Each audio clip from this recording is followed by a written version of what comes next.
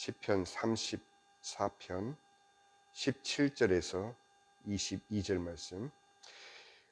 의인이 부르짖음에 여호와께서 들으시고 그들의 모든 환난에서 건지셨도다. 여호와는 마음이 상한 자를 가까이 하시고 충심으로 통회하는 자를 구원하시는도다. 의인은 고난이 많으나 여호와께서 그의 모든 고난에서 건지시는도다. 그의 모든 뼈를 보호하시며 그 중에서 하나도 꺾이지 아니하도다. 악이 악인을 죽일 것이라. 의인을 미워하는 자는 벌을 받으리로다. 여호와께서 그의 종들의 영혼을 속량하시나니 그에게 피하는 자는 다 벌을 받지 아니하리로다. 아멘. 청소년 시절에 골리앗을 단창과 칼이 아닌 하나님의 이름으로 물맷돌로 물리쳤던 다윗이었지만, 믿음을 놓치고 두려움에 사로잡혔을 때 인생의 바닥까지 내동댕이 쳐진 상황을 통해 하나님께서 어떻게 일하셨는지를 다시 한번 우리가 이 아침에 확인을 받고 하나님의 은혜 속으로 나가는 시간이 되시기를 기도합니다.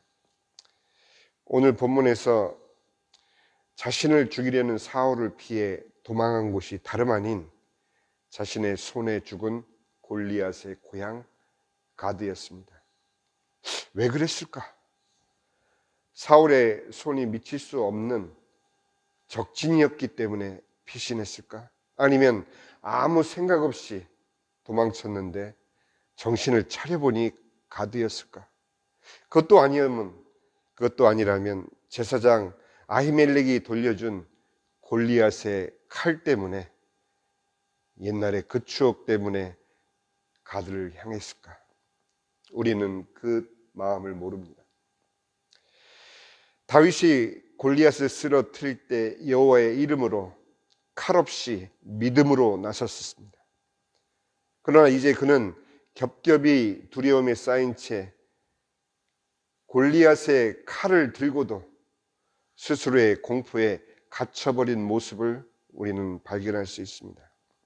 사무엘상 21장 10절에서 그날에 다윗이 사울을 두려워하니, 12절에는 다윗이 이 말을 그의 마음에 두고 가드왕 아기스를 심히 두려워하여, 두 번 반복되는 이 두려움의 표시는 다윗이 어떠한 상태에 있는지를 우리에게 상상할 수 있게 해줍니다.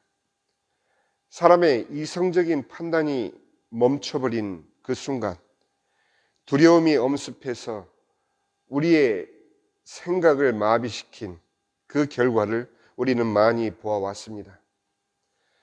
우리의 현실 속에서도 모두가 부러워했던 재벌 총수와 전직 대통령의 투신 등 사회 지도자급 인사들의 극단적인 선택의 이유를 심리학적으로는 감당하기 어려운 현실 부정과 추락한 자신의 현재 모습을 수용할 수 없는 자기 부정의 복합적인 원인이라고 전문가들은 추정하지만, 제3자 입장에서는 그야말로 바보 같은 선택이겠죠.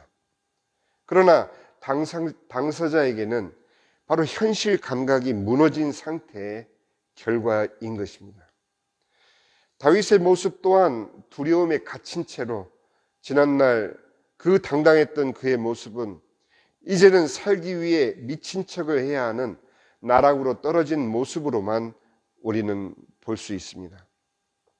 그러나 오늘 우리가 함께 읽었던 이 시편 34편의 말씀은 바로 다윗이 아비멜렉 앞에서 미친 채 하다가 쫓겨나서 지은 시, 이렇게 제목이 부제로 달려 있습니다. 다윗은 그 위기를 벗어난 뒤에 시편 34편을 통해 당시 자신의 심정을 우리에게 말해 주었던 것입니다. 4절에 보니 내가 여호와께 간구하며 내게 응답하시고 내 모든 두려움에서 나를 건지셨도다. 5절에 보니 그들이 주를 앙망하고 광채를 내었으니 그들의 얼굴은 부끄럽지 아니하리로다. 6절에 보니 그의 모든 환난에서 구원하셨도다. 7절을 보니 그들을 건지시는도다. 8절을 보니 너희는 여호와의 선하심을 맛보아 알지어다. 그에게 피하는 자는 복이 있도다. 오늘 이 아침에 우리가 이 다윗의 고백을 듣노라면 인간적으로 얼마나 그 스스로가 미친 척 하면서까지 살기 위해 보여주었던 그 모습은 아마 떠올리기도 싫을 만큼 처참한 순간이었겠지만 다윗은 그렇게 고백하고 있습니다. 내 모든 두려움에서 나를 건지셨도다. 얼마나 두려웠을까? 그러나 여호와께서 나를 건지셨도다. 얼마나 부끄러웠을까?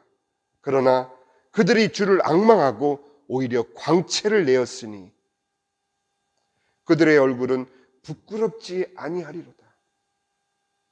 그 순간 얼마나 두려웠고 얼마나 외로웠고 얼마나 처참했을 텐데 다윗의 고백은 그렇지가 않았던 것입니다.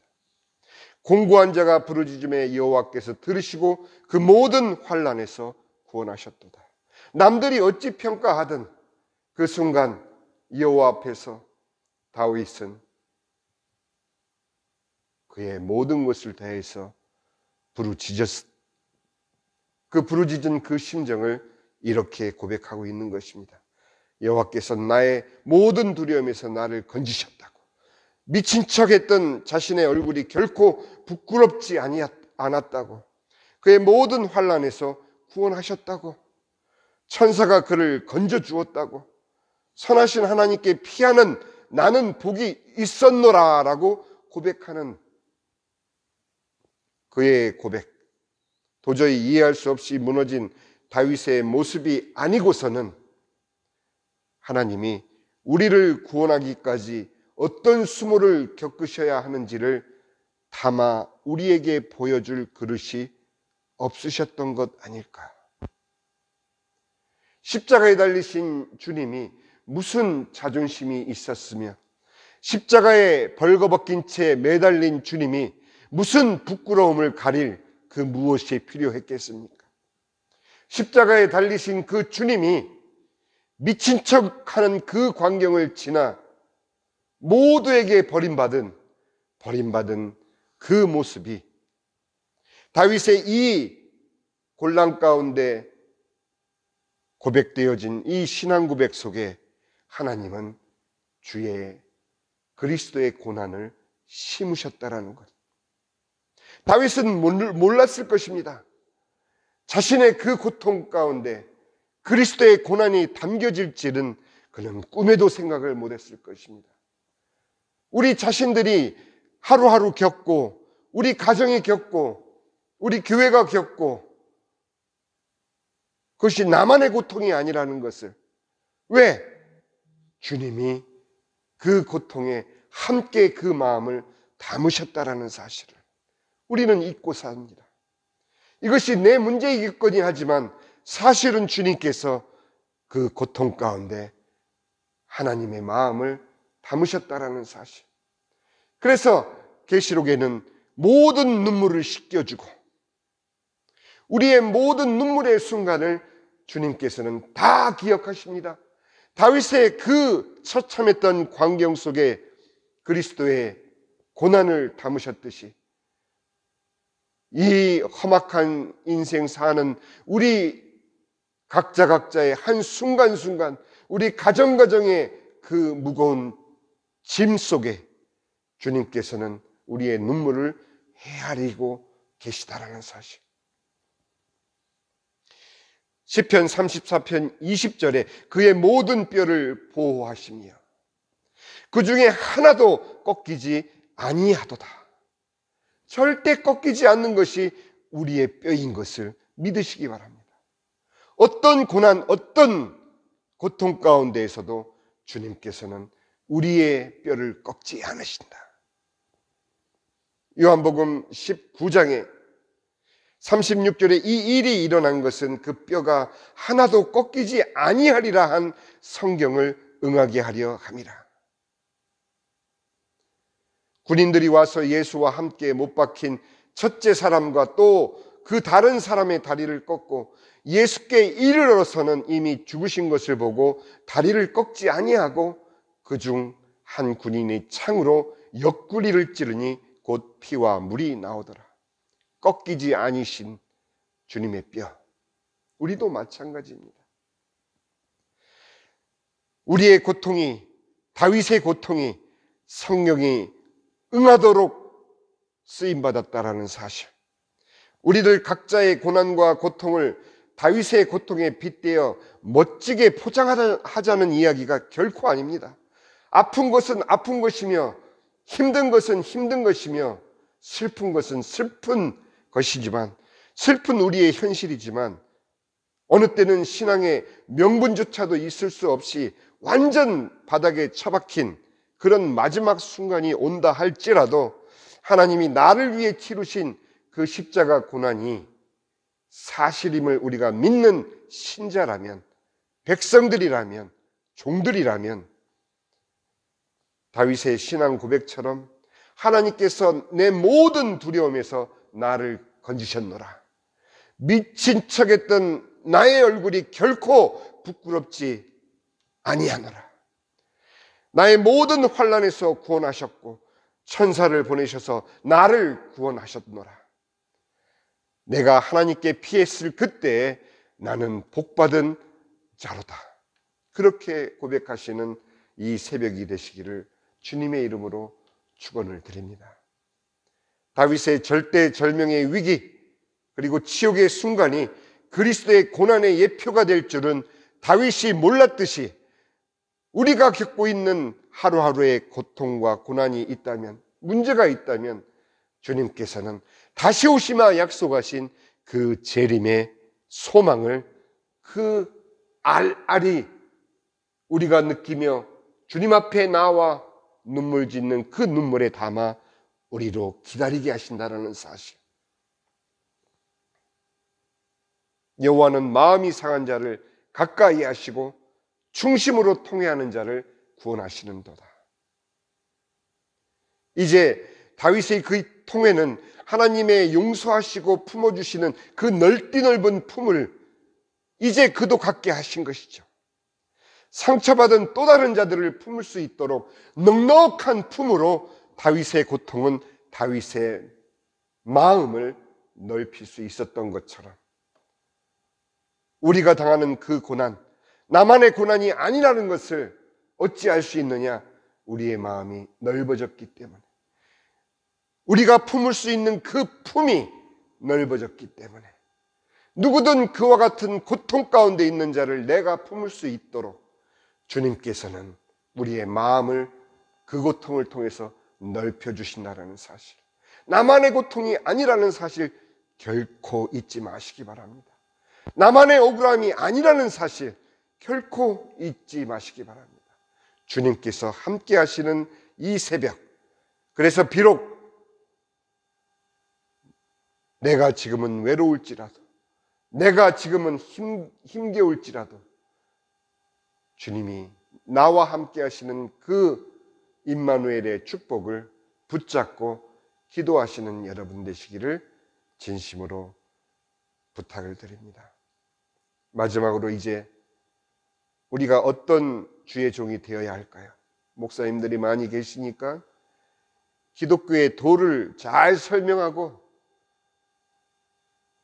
수리한 말솜씨로 감복시키고 기도한 대로 치유와 기적이 일어나고 완전한 품행과 높은 도덕심으로 흠잡을 데 없는 인격의 소유자, 그런 목사면 되겠습니까?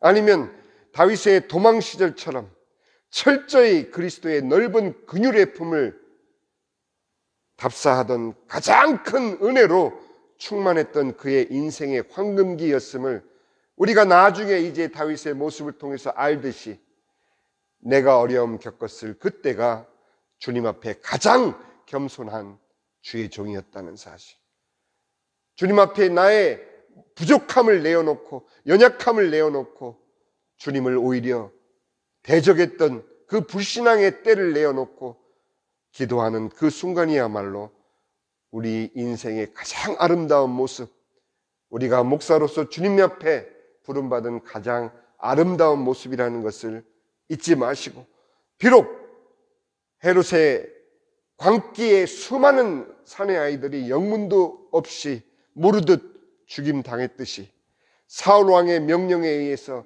85명의 제사장들과 그 많은 무고한 사람들이 희생당할 때 내가 거기에 포함되어 있었을지라도 우리의 인생은 결코 실패한 인생이 아니라는 사실을 붙잡고 기도하는 이 아침이 되시기를 주님의 이름으로